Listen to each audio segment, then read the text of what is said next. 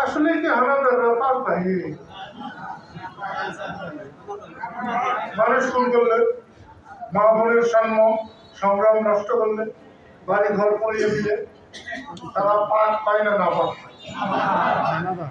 আমাদের মুক্তিযোদ্ধাদের কণ্ঠেই যদি, মুখে যদি পাক বাহিনী থাকে, তাহলে আমরা যাবো কোথায়? এই অসচেতন মনোভাব কিন্তু আমাদের ধ্বংস করছে। আমি গত 14 বছর শেখ হাসিনার অনেক সমালোচনা করেছি, কিন্তু আজকেও শেখ হাসিনাকে যদি কেউ অন্যায় ভাবে অবিচার করে, আমি সবার আগে তো সামনে গিয়ে দাঁড়াবো। সে বঙ্গবন্ধুর কন্যা। আর আজকে যত লোকে ভোটার করুন, বঙ্গবন্ধু না তাহলে বাংলাদেশ হইতো না, বাংলাদেশ না হলে এই দালান গোটা হতো না। আপনি বঙ্গবন্ধুকে মানবেন না, জিয়াউর রহমানকে মানবেন না, মুক্তিযুদ্ধ মানবেন না, স্বাধীনতা মানবেন না, আপনি বলে দ্বিতীয় স্বাধীন করছেন। কোনো দেশ দ্বিতীয়বার স্বাধীন হয়? রাজাকাররা এটা আমি বলছি না, কিন্তু দ্বিতীয়বার কোনো দেশ স্বাধীন হয় না। ঠিক আছে, একটা বিরাট কাজ করেছে, ঝোঁকে ঝোঁকে যদি বইলা থাকো বলছো ভালো। শেরে বাংলাকে বাদ দিয়ে, মৌলানা ভাসানীকে বাদ দিয়ে, হোসেন শহীদ সরওয়ার্দীকে বাদ দিয়ে আজকে বৈষম্য বিরোধিতা, এটা বুঝতে হবে। আর সে যত বড়ই হন, সবাই মানুষের সেবক, আপনারা কেউ মানুষের মালিক। এই মালিকানা ছেড়ে দিতে হবে। সেই জন্য বলছি, মুক্তিযোদ্ধাই যদি পাক বাহিনী হয় অসচেতন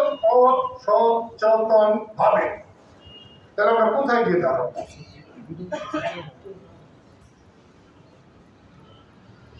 আমি একবার জাফরুল্লাহ চৌধুরী, ডক্টর জাফরুল্লাহ চৌধুরী সাভারে গিয়েছিলাম। তারা 40 জনকে তারা মুক্তিযোদ্ধাদের তারা সম্মানী দিয়েছে। সেটা আমার নাম ছিল, শর্ত ছিল যে আমাকে যদি ওরা দেয় তাহলে যাবো না, আর না দিলে আমি যাবো। তারা রাজি হয়েছে, আমি গিয়েছিলাম। আমার বাম পাশে বসেছিলেন অধ্যাপক ইউনুস, ডান পাশে বসেছিলেন জাফরুল্লাহ। আমি তারই জিজ্ঞেস করছিলাম যে পাক বাহিনী বলে, আপনি কি বলেন এটা? উনি কিন্তু আমাকে বলেছিলেন পাক অর্থে হয়তো পাক বাহিনী বলে না। আমি তাকে বলছিলাম যে পাক পবিত্র, এটা কোরআন, আল্লাহ রাসূল, এই অর্থে তো ওরা বলে না। এই অর্থ বুঝিয়ে দিতে গেলে কিন্তু চলবে না।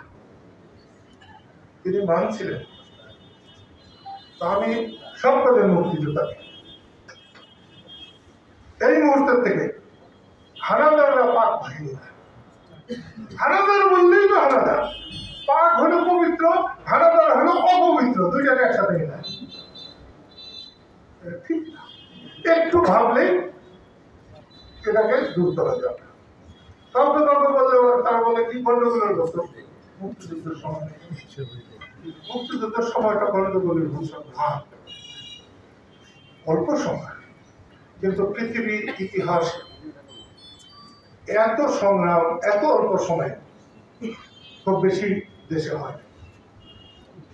কোরিয়া, ভিয়েতনামের যুদ্ধ হয়েছে অনেক, দ্বিতীয় বিশ্বযুদ্ধ হয়েছে প্রায় 4.5 বছর, 6 কোটির লোক মারা গেছিল। বঙ্গবন্ধু বলেছিলেন এত অল্প সময়, এত ছোট জায়গায় এত বেশি মানুষ কখনো মারা যায়। এটাই সত্য। সেই জন্য বলছি, একটা মিলল না,